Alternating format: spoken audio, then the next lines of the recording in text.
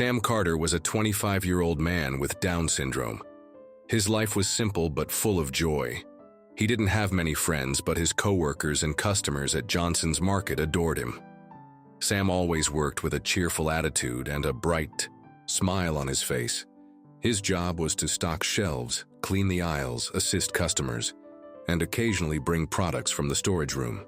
His favorite task was organizing the fruit display because of the bright colors. Sam loved colorful things. Today was just like any other day. Sam stood by the fruit section, carefully arranging shiny red apples on the shelf. He made sure each apple was placed gently to avoid bruising or scratches. Suddenly, a deep voice spoke from behind him. "Hey there, young man. Can you help me out for a moment?" Sam turned around and saw a middle-aged man, probably in his early 50s, dressed in an elegant navy blue suit, wearing dark sunglasses, and sporting neatly combed salt and pepper hair. The man held a bag of pancake mix in his hand and looked at Sam with a polite smile. "Hello, sir. How can I help you?" Sam grinned enthusiastically. The man smiled back. "I'd like to buy a fresh bag of pancake mix, but it looks like the ones on this shelf have been here for a while. Could you go to the storage room and get me a 10-pound bag of the newest batch?" Without hesitation, Sam nodded. He loved helping customers, and after all, it was part of his job. The dim storage room, Sam led the man toward the back of the store, where the storage room was located. He unlocked the door and stepped inside. The storage room was spacious, lined with towering shelves filled with products. The pancake mix bags were stacked neatly on the right-hand side. Though the lighting was dim, Sam could still see everything clearly.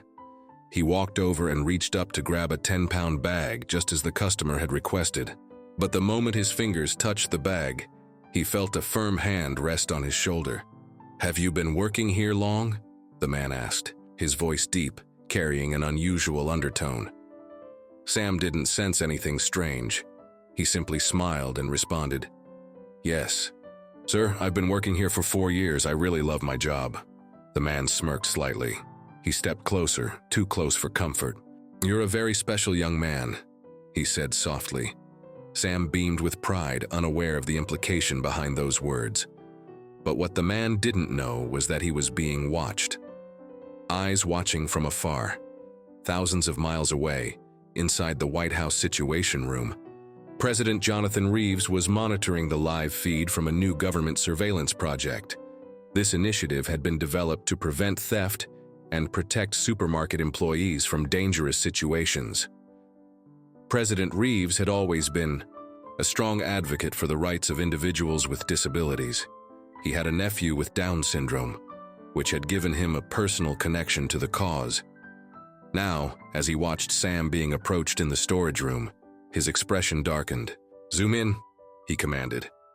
The massive screen displayed a close-up. The man was standing way too close to Sam, his gaze unsettling. President Reeves clenched the armrest of his chair. He despised people who preyed on the vulnerable. Turning to his assistant, he ordered, "Call the NYPD. I want officers at Johnson's Market in 5 minutes. Justice arrives." Just in time, inside the storage room, the man continued speaking. "Would you like to go for a little walk with me? I can buy you some ice cream. We can just take a little break, just the two of us." Sam hesitated slightly. "But I'm working right now," the man smiled. "You deserve a little rest, don't you?" At that exact moment, the storage room door burst open. "Police, hands up!" 3 police officers stormed in, weapons drawn. The man jumped back, startled. "What is this? I didn't do anything." A tall officer stepped forward and grabbed the man's wrist, quickly handcuffing him. "We received a direct order to detain you for suspicious behavior. Everything has been monitored remotely." Sam blinked in confusion, looking around. "Are you guys playing cops and robbers?" One of the officers smiled and gently patted Sam's shoulder. "Not quite, buddy. We're just here to protect you." A peaceful ending that evening inside the White House Situation Room. President Jonathan Reeves reviewed the final report on the incident. He let out a deep breath, relieved to know that Sam was safe. "Good," he said. "The boy doesn't even realize what just happened, but at least we made sure he was protected." An aide standing nearby asked, "Would you like to send him a personal message?" President Reeves thought for a moment, then smiled. "No need. I didn't do this for a thank you. I did it because I knew it was the right thing to do." Meanwhile, back in New York, Sam continued his job at Johnson's Market, completely unaware that the President of the United States had personally intervened to protect him. To him, it had just been another normal day at work, helping customers, stocking shelves, and greeting people with his bright and cheerful smile. Sam Carter. A new journey. After that unforgettable day, Sam Carter continued working at Johnson's Market, but something had changed. He became a local hero without even realizing it. His co-workers had all heard the story about how the police stormed in to rescue him, but Sam himself didn't fully understand why everyone was making such a big deal about it. All he remembered was that a customer had asked for pancake mix, and then, suddenly, the police showed up. However, that incident had caught the special attention of store manager James McAllister. "A kind-hearted guy like you deserves more responsibility," McAllister told him. 3 months later, Sam was promoted to supervisor, in charge of organizing inventory and assisting new employees. With his new role, he also made a new friend, Linda Parker, a newly hired cashier. Linda didn't have Down syndrome like Sam, but she was incredibly patient, kind, and always willing to help him when needed.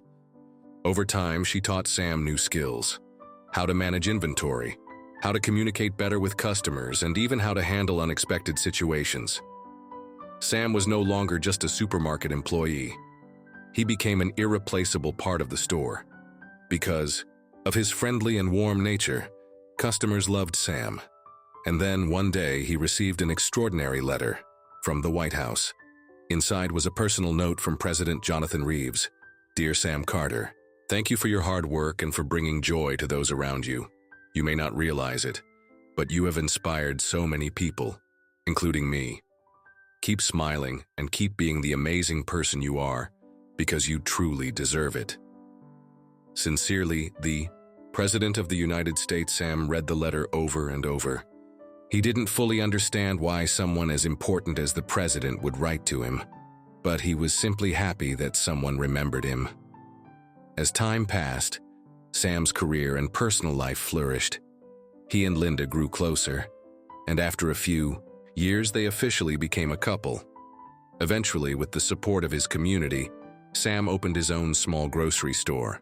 He named it Sam's Friendly Market, with the slogan, "Everyone deserves to be welcomed with a smile." Sam's story spread across America, and he became a symbol of perseverance, kindness, and success. The mysterious man, a fate he couldn't escape. While Sam continued to thrive and find happiness, the man who had tried to take advantage of him faced a very different fate. His name was Richard Calloway, a once successful businessman in the finance industry, but one with a dark and disturbing past. After his arrest at the supermarket, authorities launched an in-depth investigation. It turned out that Calloway was far from an ordinary customer. He had a long history of suspicious activities, including multiple unreported cases of abuse and exploitation. Thanks to the secret surveillance system at Johnson's Market and direct monitoring from the White House, the police uncovered overwhelming evidence against Calloway.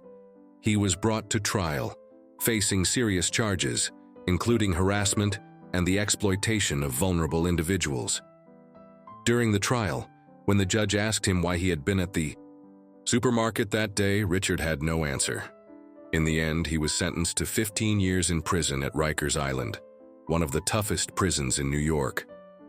Inside Rikers, Richard was no longer a wealthy businessman. He was just another disgraced convict. Other inmates showed him no mercy. And for the rest of his days behind bars, as he sat in his cold prison cell, Richard could only think about one thing: how an innocent young man with Down syndrome had brought an entire government system down on him. The lesson of life. The story of Sam Carter and Richard Calloway is a powerful example of how kindness and justice always prevail. Sam, a pure-hearted young man, had no idea that he had once been at the center of a major criminal investigation. Yet through his sincerity and dedication, He became an inspiration to millions. Meanwhile, Richard Calloway, a man who thought he could prey on the weak, paid the price for his actions. In the end, goodness won. And somewhere, in a small neighborhood grocery store, Sam Carter still greets every customer with a warm smile, unaware that his story had changed the world.